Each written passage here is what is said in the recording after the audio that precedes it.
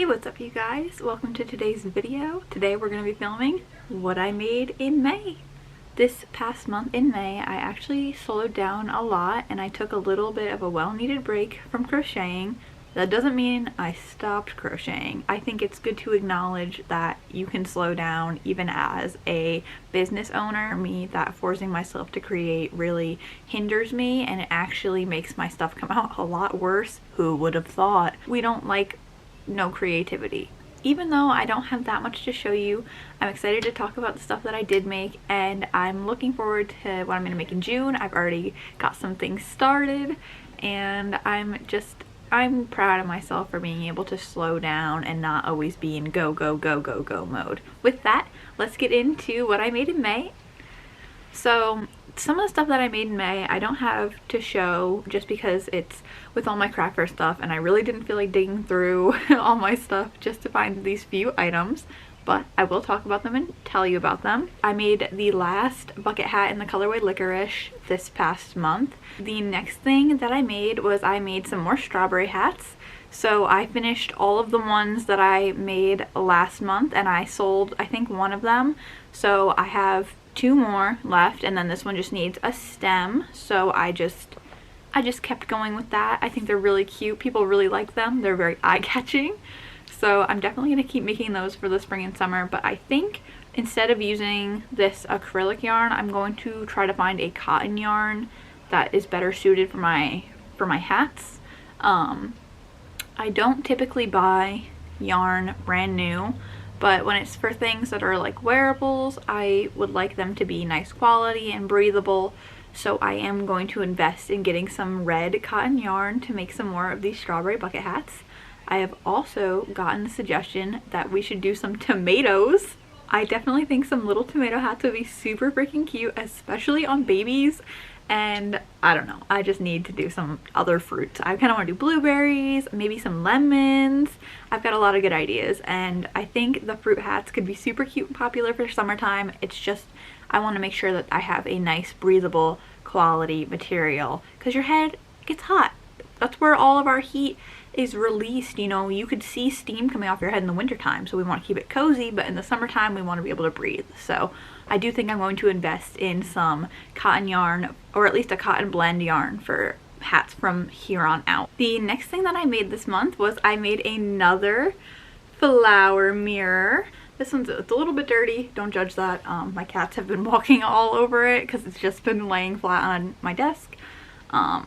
But it is really cute. I really like the color palette that I chose for this one. I was supposed to bring it to my last market, but I forgot it at home and I was really disappointed with myself about that, especially considering that I stayed up till like 11:30 the night before finishing it. I was very disappointed that I forgot it at home, but that's okay. I have it for my next market. The next thing I made in May is I finished this sling bag. I didn't have yarn that matched this color here, so I went and I picked up the closest possible match that I could, and you can see that this is more of a warm peach and this is more of like a yellowy kind of color, but I think it works. Then I have my little strap, adjustable strap of course, with this cute little square button. And then for the liner on this one, I actually did the polka dot liner that I did on my most recent flower sling bag. I just thought that the polka dots went really nicely with the blue and that it kind of brought more of the blue into the bag. I love making these sling bags. They're super fast, they're very, very cute, and they are just the perfect size for the essentials: keys, wallet, phone. You could throw some products in here. I'm sure you could even keep a water bottle in here if you needed to. The last thing I made this month, I'm actually very, very excited about. I will probably try to sell it, but also wear it while I'm waiting for it to sell. Shh, nobody needs to know. That's our little secret, okay? I made this poncho! I've had this yarn sitting in my stash forever, and I do still have some of it left, so I think I'm going to try to make a bolero with the rest of it. I wonder if it's going to be enough though. This is as much of the yarn that I have left. I think it may be enough to make a bolero, but we will see. I'm going to give it a try. I just thought this would be super cute for some sleeves. I'm really glad I added so many tassels, and I definitely am going to be making more ponchos in the future because this was very easy. It took me about, I'd say probably 6 hours to make. Maybe a little less than that. I didn't really time myself, but I did it over the course of 3 days. I did it right at the end of the month. I actually finished this up on June 1st, but I'm counting it for May because I started it and nearly completed it. But yeah, I'm gonna try it on for you guys. So this is the poncho. It just came out so cute. It's super lightweight, very airy. I'm a big fan. I'm really happy with how it is. The length is perfect. And my favorite thing about this poncho is that not only can you wear it like this with the point towards the front, but if we just give her a little turn, we've got a whole different look. Big fan, poncho, poncho, poncho, poncho, poncho. So that was everything I made in May. And I'm going to throw in a little bonus here because I whipped this pouch up yesterday and it's just so cute. I want to share it right now. I got a whole tote of yarn from the thrift store. My mom picked it up for me and I think it was like $40, and there was full skeins, half skeins, 30-gram like yarn little bundles. What do you make with 30 grams of yarn? A pouch. So I had this super cute pouch that I whipped up, and I really like how it's like kind of reverse almost.